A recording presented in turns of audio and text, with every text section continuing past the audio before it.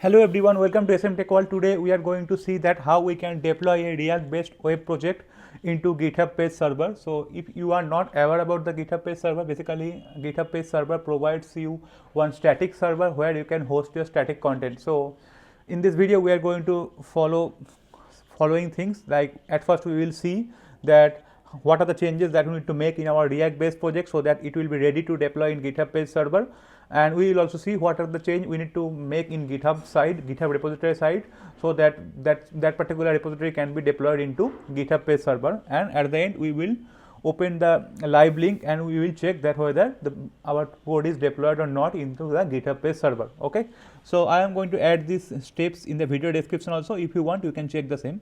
So for now let's begin. So if you see that I already created one basic project and named demo app. Basically I used create react app or React CLI, you can say, to generate this project. And let me quickly run the project and show it to you that how it look like.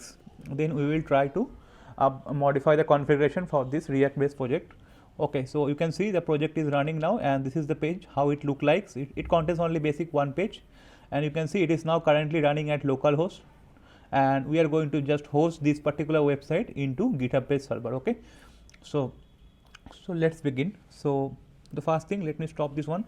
The first thing we need to change is that we need to add this home page. If it is not there, we need to add this home page, and value you can provide full stop in the package.json file. Why this is because whenever you will use the production build of React, for doing the production build, React is going to minify all your CSS and HTML and everything, and it will put everything in a build folder, right?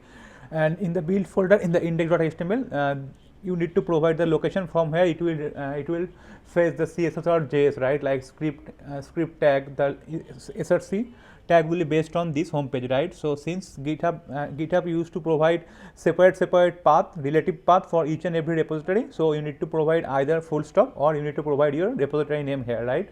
For this example, we will use full stop only, or else if you know your GitHub repository name, you can use that path name also here also, right? Okay, so our next step will be we need to build it in production mode, right? So you can see the command here only, npm run and then build. So basically it will build our whole project in production mode. Okay, and you can see that this build command is also specified here. Okay, so I think our build is successful, and you can see that this build folder is being created. So let's quickly open the same in File Explorer, and you can see this build folder is there, right? Previously it was not there, and if you open this, you can see this file. Basically we need to host all these static files into our GitHub page server, and we don't need to bother about this src and public other remaining file. Okay, so now there are a couple of requirements from GitHub page server that we need to follow, or a couple of standard, you can say. The first thing, our project should contain one folder named docs, and we should put all the static content inside that doc folder, right? So here you can see there is no doc folder, so we have two options. We can create one new docs folder and we can move the content of build to docs, or we can easily rename it to docs. So we are going to rename it to docs. And okay, so now the first criteria is done. Now the second one is that in your docs folder there should be two files. One is index.html file that is already there, we can see, and there should be another fallback HTML file. That name should be 404.html. So you can create one basic HTML with name 404.html, or we are going to just use the same file and we are going to just rename it to 404.html. Okay, so let's do that quickly. Okay, so second criteria is also done, right? So we have two files now, index.html and 404.html. So basically now our project is ready for deployment in GitHub page server. Okay, so we need to just deploy this file only, right? So we are done from our React project changes. Now we need to update our GitHub configuration. So to update our GitHub configuration, let's create one new repository first. I'm opening my GitHub account, and you can create your own repository, and then we are going to push our local codes into that particular repository. Okay, so I'm creating one new repository. Let us name it as demo react GitHub. Okay, pages, and let's create it quickly. And once it's created, we are going to push our local codes into this repository. So you can see it is blank right now. So we need to run following comments one by one so that our code will be pushed into this particular repository. Okay, so So this is for the first time only, right? So whenever you are doing it for the first time, for later stage you can just commit and push your changes, that will be enough of sufficient. Okay, so let's go back to our Visual Studio and let's run this command one by one. Let me clear the console first. Okay, so our first command should be git init. So basically it will initialize a blank new repository, git repository. It will convert our normal repository to git repository. Okay, our next command should be git add readme. So you can add your readme or you can skip this also, right? And after that we need to commit our changes. So let's run the same git commit, and it will commit our changes. So you can, it is saying that there are some folders that we are not tracking. So we can do that, like we can, if you get something like untracked file, because this file is created new, right? So you can always run the git add -a command, that will add all the untracked file.